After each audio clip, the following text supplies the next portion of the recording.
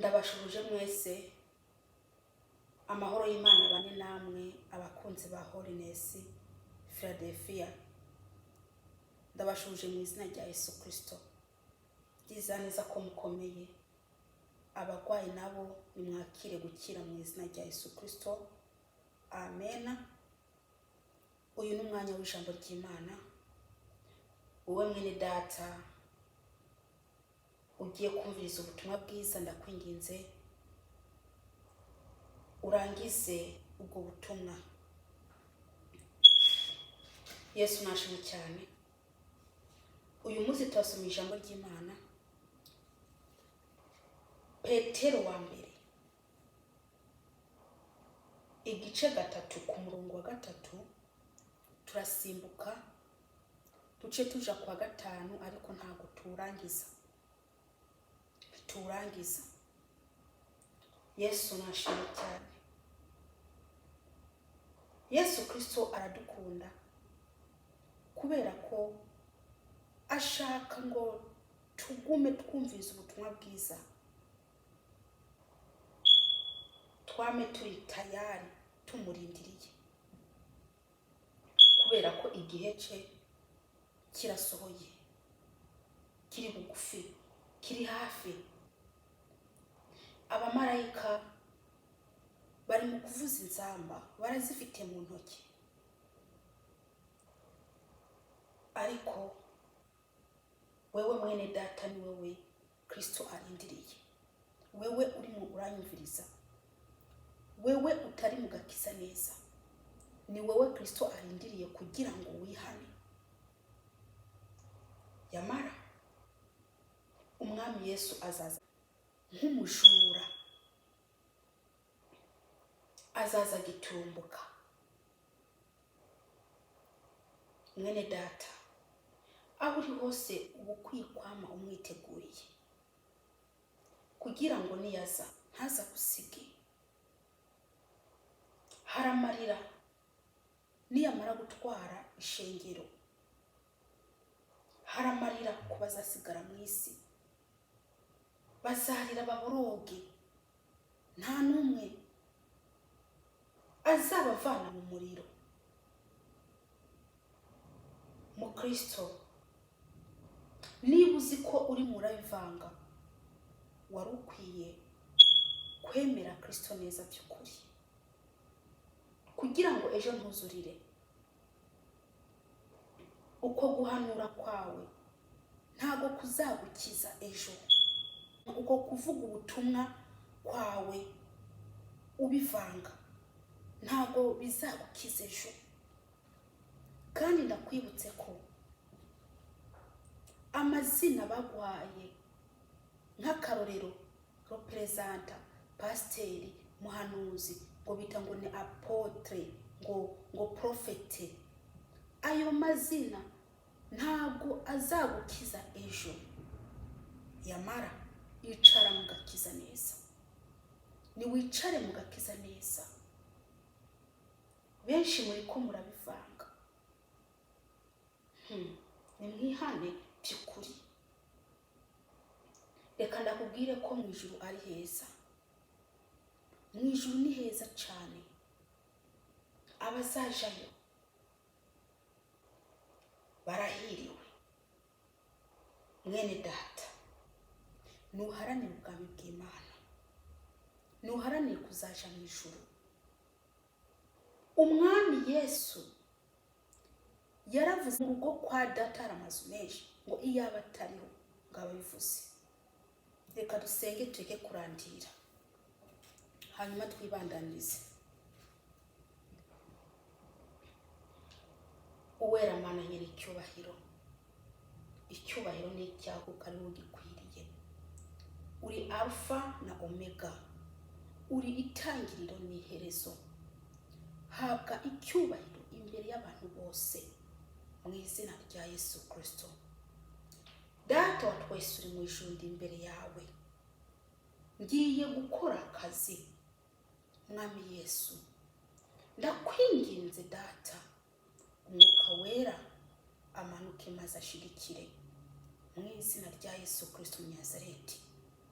Data, ndakweretse abantu bawe, harimo abakuzi nawe ukaba ubazi, harimo n'abandi bakuzi ariko bakaguma babivanga, hariho n'abandi batarakumenya bakiri kure.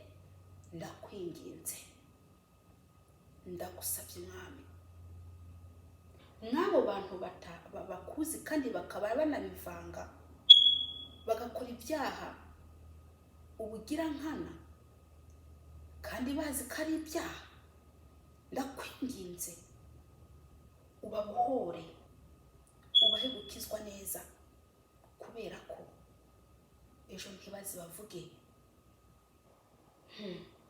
ngo ntibumvishe ijambo. Ndakweretse abantu nabo batakuzi, bariya bari kure batakuzi. Mwami Yesu, aho ugeze ibintu birahinduka.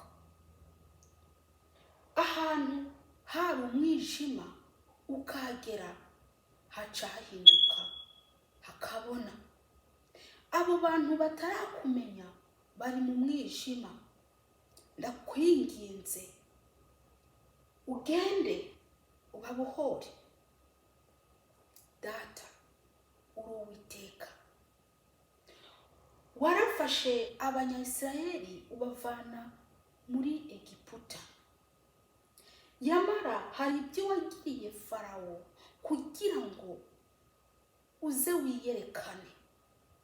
Warafashe umutima wa Farawo urawukomantaza kugezaho akurikiye abanyayisiraheli. Mwami Yesu, hari ibyo wakoreye abanyayisiraheli ubavana muri Egiputa. Mwami, muri Egiputa rero akaba ari mu byaha. Hariho rero n'abandi abo ngo batarakumenya bari muri Egiputa, bari mu byaha, bari mu busambanyi, bari mu bubyiniro, abandi n'abapfumu, abandi n'abarozi. Ndakwinginze Mana, genda urobe Data wa twese. Mwami, ndakwinginze urusenga rwawe ruje mu kiyaga, urusenga rwawe ruje mu kiyaga, ziriya fi uzirobe mu izina rya Yesu Kristo w'Umunyanazareti. Genda mu bapfumu, uriya mupfumu yamara ntago ari we, arimo arakoreshwa na Satani. Hari imyuka mibi iri kuzimu, yavuye ikuzimu muri mwo, buriya ntago arimo arikoresha, harimo ibintu bimukoresha. Uwo murozi ntago ari we, hari imyuka mibi mukoresha. Mana, ndakwinginze, genda utere urusenga. Haleluya. Izo ni ifi zishaka kuroga. Tera urusenga ari ryo jambo ryawe, hanyuma urobe izo fi ziri kuziriyandagaza, uzikwegesha urusenga mu izina rya Yesu Kristo Umunyanazareti. Haleluya.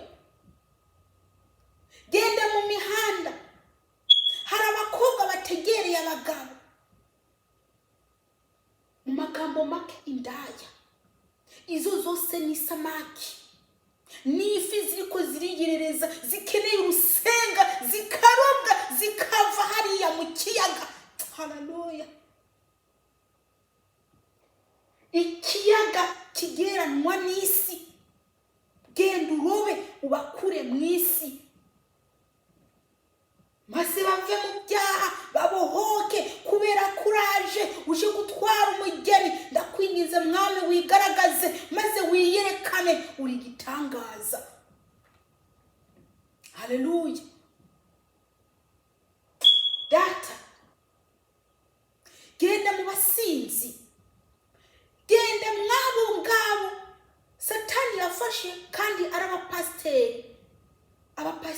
b'indyarya, abapasiteri baba beshi, abapasiteri mbese basambana, bakora ibyaha bitandukanye. Genda urobe n'ubundi, ugenda ubatere mu ijambo ryawe, kandi bongere banage.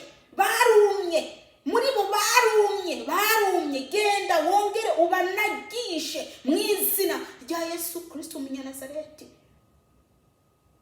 Yamara baririmba barumye, bavuga ubutumwa barumye. Ndakwinginze ubasange. Mwami Yesu, urakoze Yesu. Data wa twese, kurikirana ijambo ryawe, kugira ngo rigende rishike kuri ba bantu ukeneye. Mwami Yesu, umugeni arahari mu isi, by'ukuri umugeni arahari. Nubwo benshi barimo baraguheba, harimo n'abandi bagukunda by'ukuri, bagukunda bikanagaragara, kandi nawe ukabibona. Icyubahiro ni icyawe. Ndagushima Yesu, umwami w'abami. Ndakweretse abari mu gakiza rero. Data, ugende ubakomeze. Haleluya. Ubahe inkomezi, ubahe imbaraga zo kunesha. Baze bihangane gushitsa ku iherezo, kuko ubuzihangana akageza ku iherezo, uwo nguwo niwe azakira uburake bwawe. Mbega uburake bukomeye bugiye kuza. Harahiriwe ubuzihangana agashitsa ku iherezo. Mwami, ndagushima kuri gitangaza. Sabye nizeye kuvyumvishije, ni mu izina rya Yesu Kristo. Amen. Tugiye gusoma ijambo ry'Imana. Dusome mu izina rya Yesu. Ugushaza kwanyu ntikube uko kurukoba ko gutsiba umushatsi, canke uko kwambara izahabu, canke uko kwambara impuzu nziza. Niko abagore bera bizigira Imana bashaza kera. Ngo niko abagore bera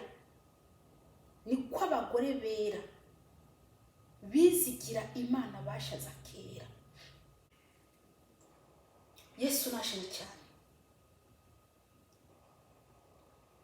Ugushaza kwanyu nikube uko kurukoba ko gutsiba imisatsi, kwambara izahabu, kwambara imyenda ihenze cyangwa se imyenda myiza. Yesu nashimye. Uyu musatsi urimo uravugwa ngaha muri Bibiliya, nuriya musatsi Imana yakuremanye. Uwo nguwo niwo urimo uravugwa muri Bibiliya. Umumama w'umukristo nyakuri by'ukuri. Ahangaha hariko haravugwa abantu b'abakristo by'ukuri. Umuntu yitwa ko arimo araja mu ijuru by'ukuri ataburyarya burimo.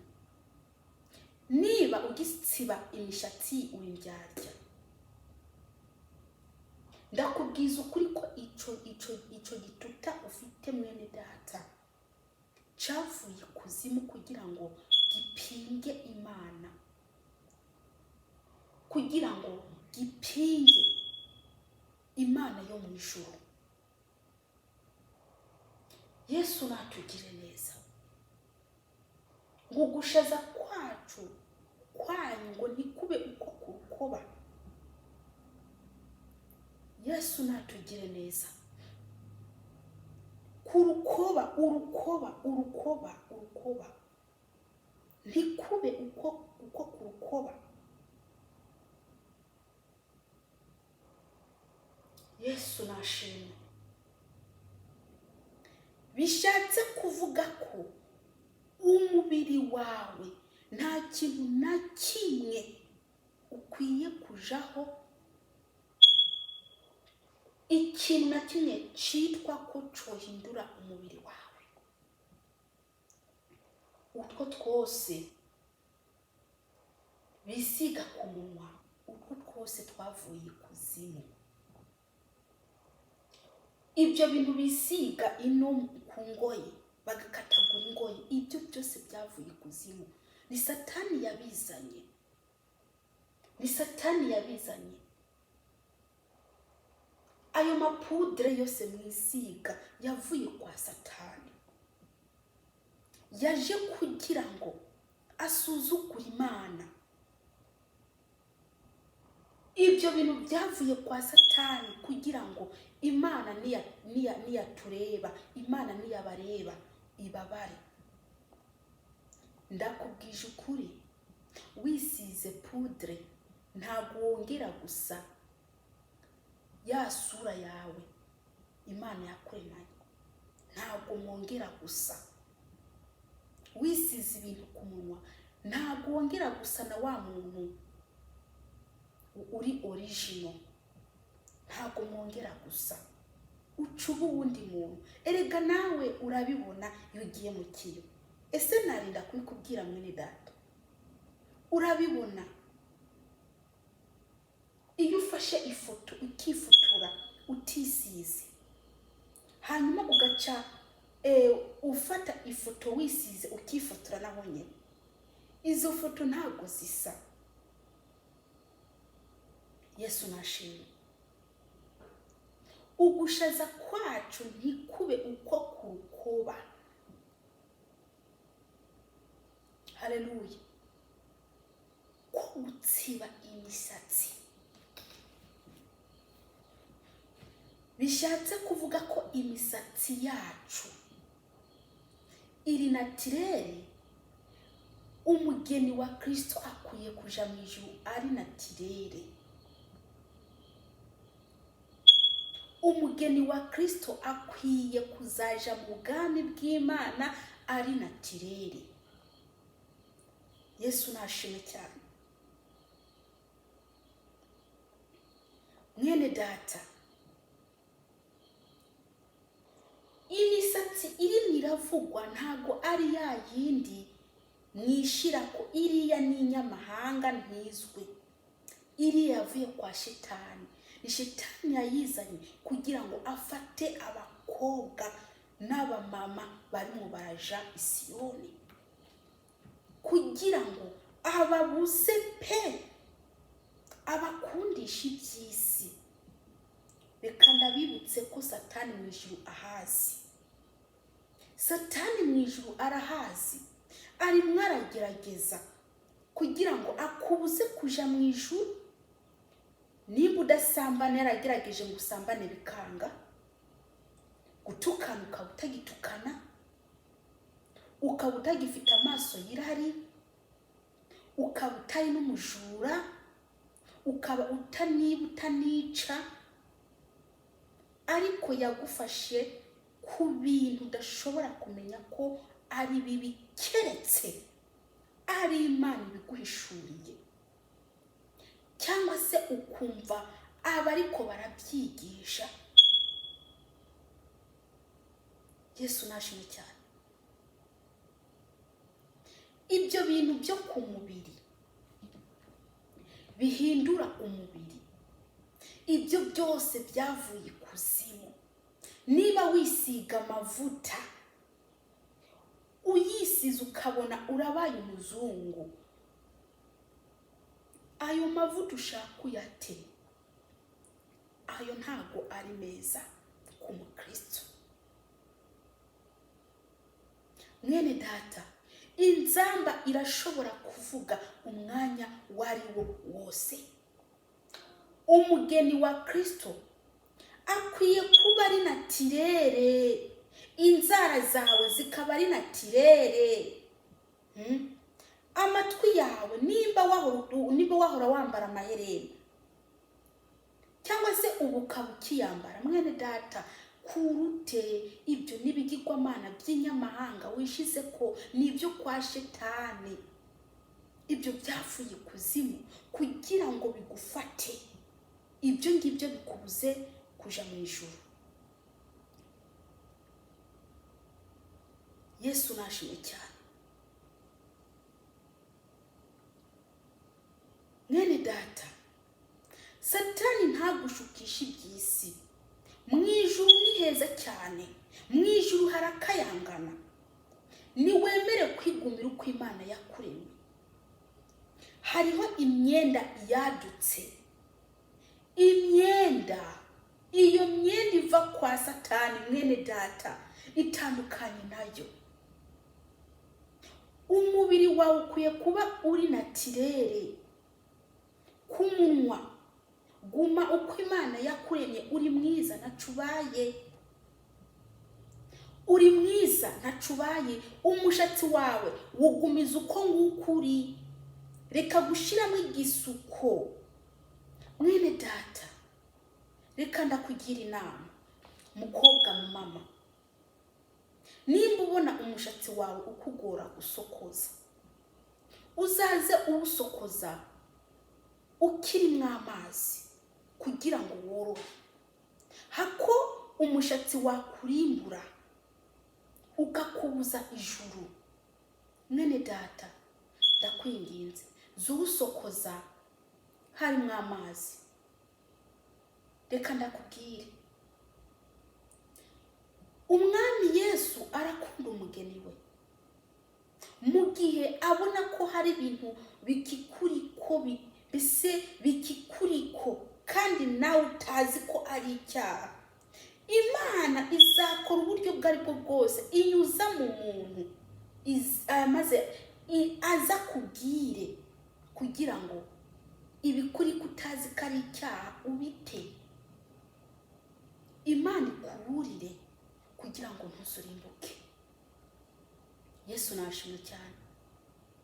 Urashobora kuvuga uti ibyaha byose narabiretse, ndabyumva warabiretse, ariko hariho ahandi Satani yagufatiye kandi upfuye ntabwo yakwemera ko wajabuka ico kintu ca Shetani kigifite. Ako kapude wisiga na ka Satani gasubize nyine ko. Iyo kanta wisiga yisubize nyine yo. Reka ndakubwire, hari amarangi y'ubwoko bwose. Hari irangi ry'umukara, hari irangi ry'umweru n'iritukura, hari irangi ry'urwatsi, hari irangi ry'umuhondo, hari irangi ry'ubururu. Hari amarangi atandukanye kandi nta nubwo haburamo n'irangi ry'umukara. N'ayo marangi yose n'umukara ririmo. Ako kantu ushira mu mutwe, usha mu mutwe akarangi k'umukara, yamara nirangi urimo urirabuza umushatsi wawe ngo ube umukara tsiritsiri, yamara iryo nirangi washizemo. Mwene data, iyo kanta urashobora kuba uyishiramo utazi ko ari icyaha, ariko nje wubwira ko ako karangi wisiga ku mutwe ni ibintu bya Shetani byaje gupinga Imana uko yakuremye. Nk'abantu benshi bafite imvi baranga imvi, kandi yamara izo mvi Imana yaziguhaye ibona ko zikubereye, ariko wewe ugaca ufata irangi ry'umukara ugashiramo ngo urimo urashiramo iki iryo rangi ngo umushatsi wawe ngo ube umukara. Reka ndakubwire mwene data, urimo urihenda. Uwo n'umwuka wa Satani urimo uratuma ukora ibyo. Urabona ko abapasiteri benshi bisukisha ibyo bisuko byose mwishirako byavuye ikuzimu, kandi birimo birakurura abakristo benshi. N'ikibazo n'abana batazi na kimwe, mbese usanga bibariko.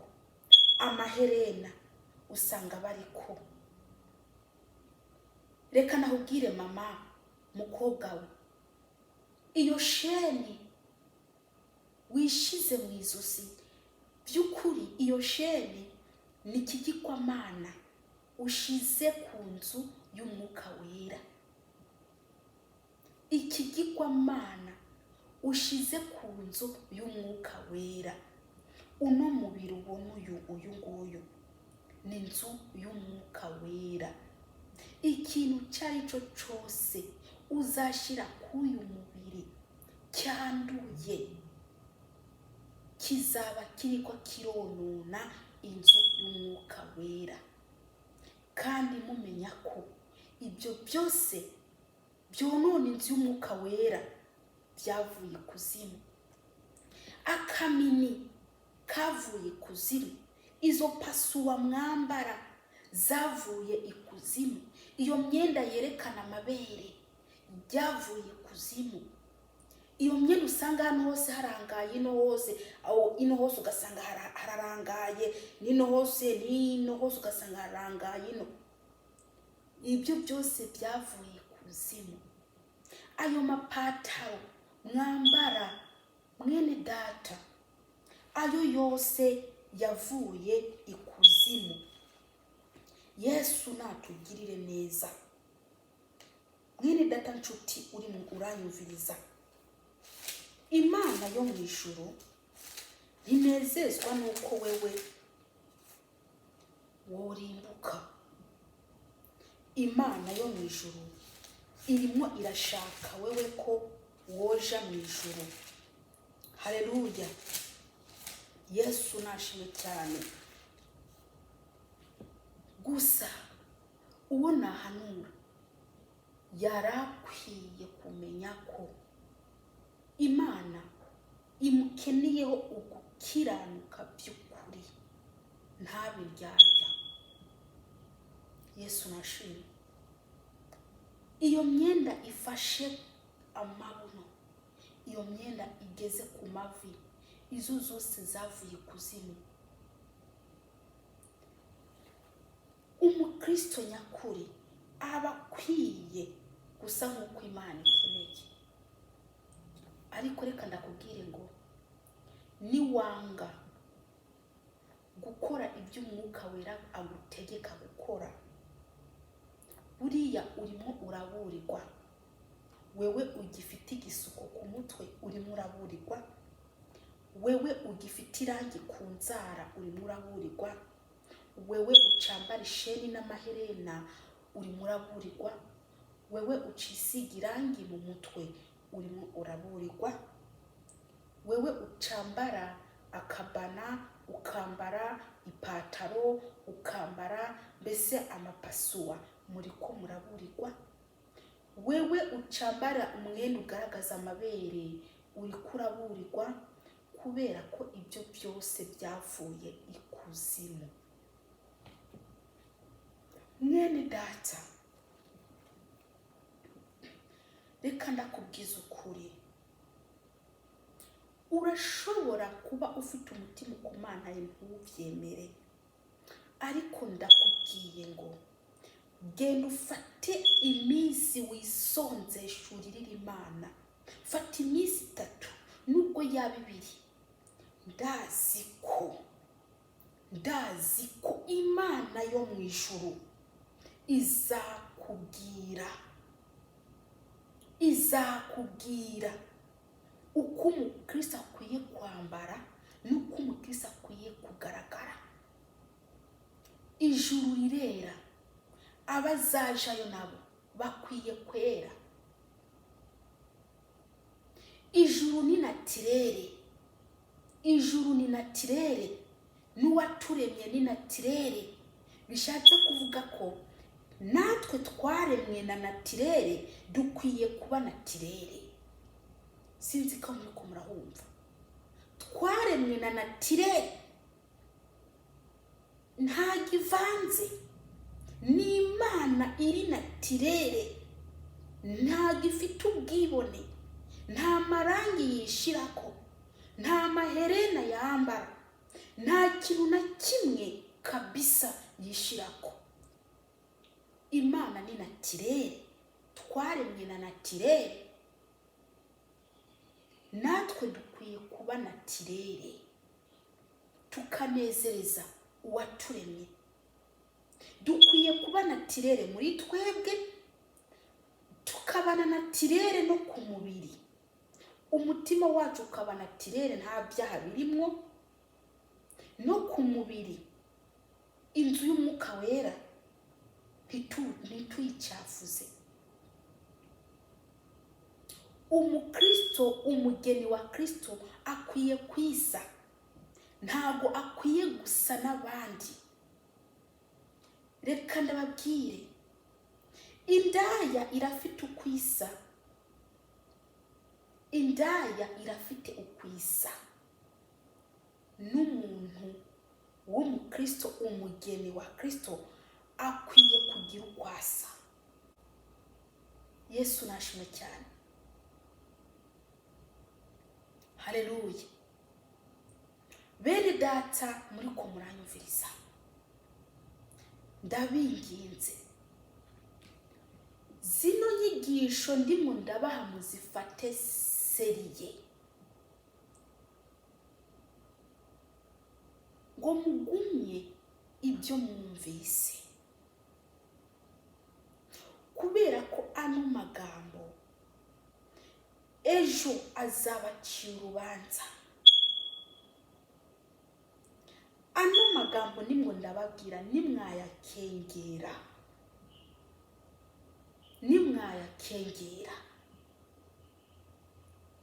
ejo niyo azabatsindisha.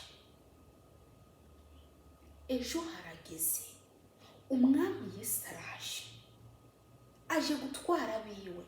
Umwami Yesu uko ashaka twifata niko dukwiye kwifata. Yesu nashimye cyane. Haleluya. Reka kuvuga ngo kanaka mbwira ngo ni byiza. Uriya kanaka murebe uko nguko.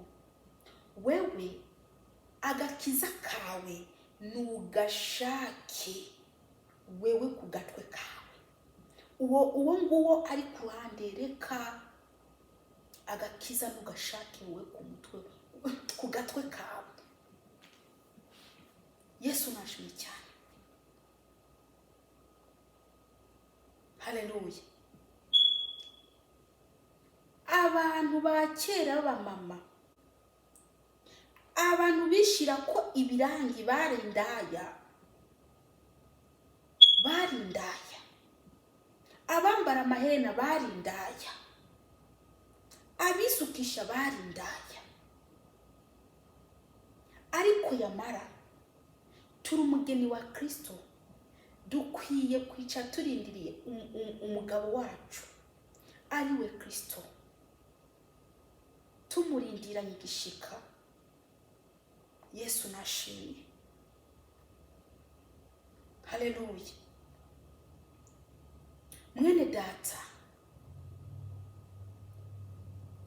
reka kureba ngo mu rushengero bambara kuri. Reka ndakubwire, Yesu Kristo niyaza ntago azaterura ruriya rushengero rwose, ntago azajana bari abantu bose. Yesu Kristo azajonjora. Harimo abazajana bari abifashe uko Yesu ashaka, basa uko Yesu akeneye. Haleluya. Wewe nimba wicaye mu rushengero rwanyu bakabadefiriza imishatsi, bakaba bambara amaherena, bakabagira iki, wewe ubwawe reka kwisanisha nabo. Uko Yesu Kristo akeneye kusa, wewe umaze kumenya ukuri. Niba utarakumenya, ubu urakumenya. Ukwiye gusa uko Yesu Kristo ashaka kusa. Nimba pasiteri wawe yambara akamenya ibyo biramureba, numureke. Ijambo rimwe arigisha rizamugarukaho, rizamuca urubanza. Niba wicaye ahantu ubona bambara amahera n'amasheni, bambara amapato n'ibiki, wewe ukwiye kwitandukanya nabo.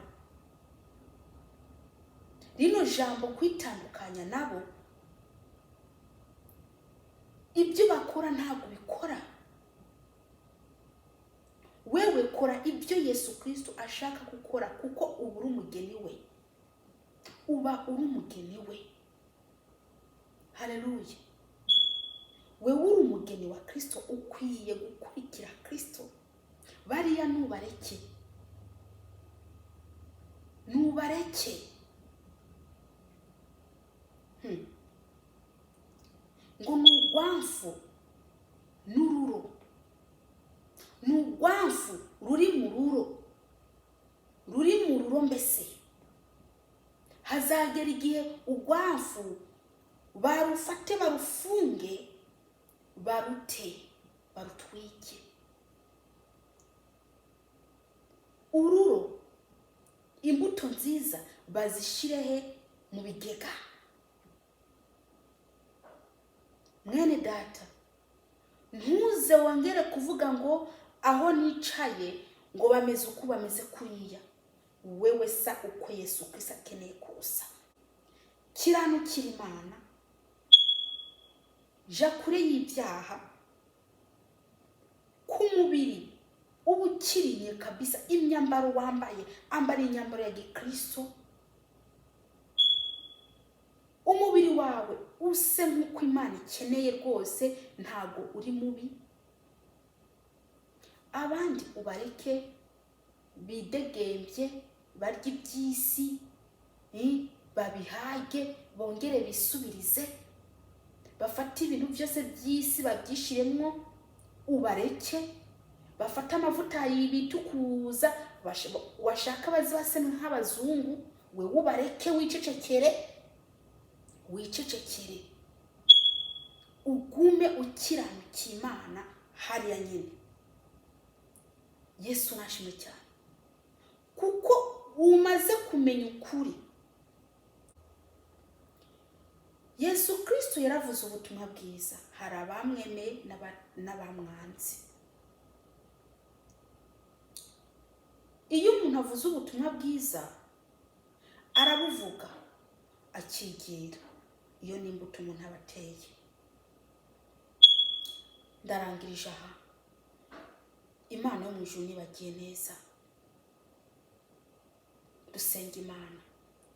Ariko ndakwibutse ko niba ushaka gutiherena, tugiye gusenga. Niba ushaka guta uburyarya, guta ububeshi, guta ubusambanyi, irari ry'umubiri, ibyo byose by'ibyaha, ubujura, ushaka kubita rwose, tugiye gusenga. Reka ndabibutse, mbe muba muzi ko abapfuye bose bazazuka, n'abari mu barapfu bazazuka, n'abazapfa ejo na hirya y'ejo bazazuka. Bapfuye ari abanyabyaha bazazukira kumaramara, ariko abera bapfuye n'abari ku barapfu bazazukira ubugingo budashira. Ndakubwire ko Imana izacira amahanga yose imanza. Abera,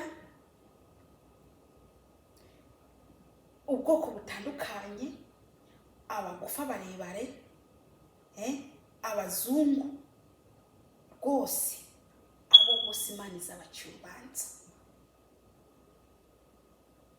Dusenga Imana. Icyo nakubwira rero mwene data, amaso yawe nuyakanure. Yesu azaza nk'umujura. Niyaza, hari ibihugu bimwe bizaba ari mu ijoro, ibindi ari mu gitondo, ibindi ari ku mugoroba, amasaha atandukanye, ariko azazicana nk'umujura. Yesu azaza nk'umujura. Tugire dute rero? Nitwitegure. Yesu nashimwe.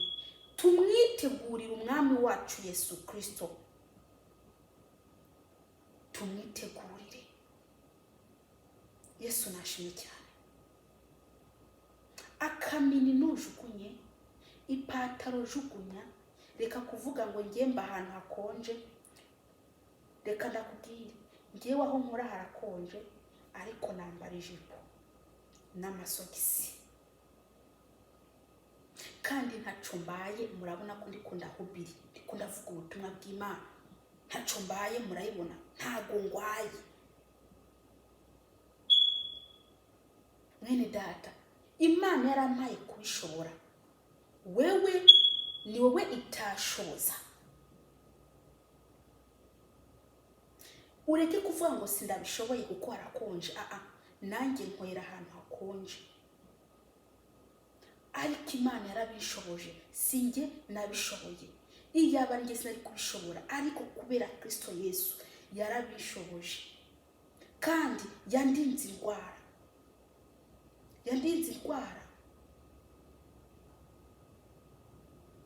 Ntabwo njugumira ngo mfite imbeho. Oya, nta mbeho ntunga, nta niyo ntunga. Kubera ko uriya yambujije ipataro niwe aca ndinda. Dusenga Imana. Mwami Yesu Mana igira neza, ndagushima ko aya magambo haye abantu bawe. Ndakwinginze Yesu Kristo mwana w'Imana, ugiye neza abantu bawe, maze Mwami ubahe gufashwa n'izi nyigisho, kugira ngo Mwami Yesu Kristo niwaza uzasange bakwiteguriye. Sabye nize kuvyumvishije, ni mu izina rya Yesu Kristo, amen. Umwami Yesu nabahe umugisha.